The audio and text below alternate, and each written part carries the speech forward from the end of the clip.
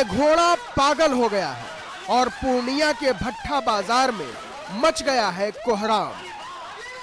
ये घोड़ा किसका था, कहां से आया और कब आया, कुछ पता नहीं। गुस्से में पागल ये घोड़ा जिधर से भी निकलता भगदड़ मच जाती, दहशत फैल जाती, हंगामा हो जाता, लोग छिप जाते।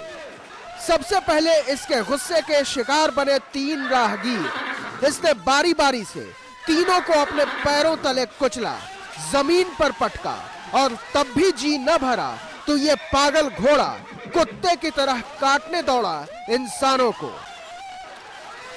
और उन्हें काटने के बाद ये निकल पड़ा खैरा चौक की ओर। सामने से गुजर रहा था एक साइकिल सवार, लेकिन वो घोड़े का रास्ता काटकर आगे न बढ़ सका। ये पागल घोड़ा झपट पड़ा साइकिल सवार पर।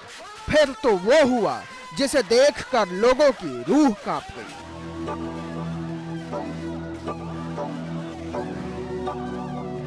साइकिल से गिराने के बाद घोड़ा झपट पड़ा उस आदमी पर, मुंह बाएं हिनहिनाते हुए, काट खाने को तैयार। निहत्था आदमी कुछ समझ न पाया।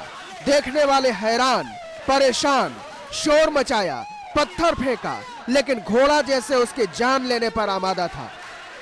एक बार पटकने के बाद वो दोबारा झपटा। बचाव का कोई रास्ता नहीं।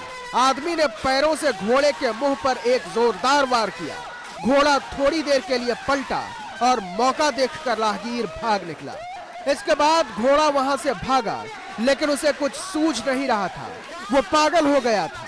दरअसल ये घोड़ा इसलिए इतना खतरनाक हो गया था कि उसे कुत्ते ने काट खाया था और उसे रेबीज हो गया था। उसकी हरकतें इसीलिए घोड़े की तरह कम और कुत्ते की तरह ज्यादा थी।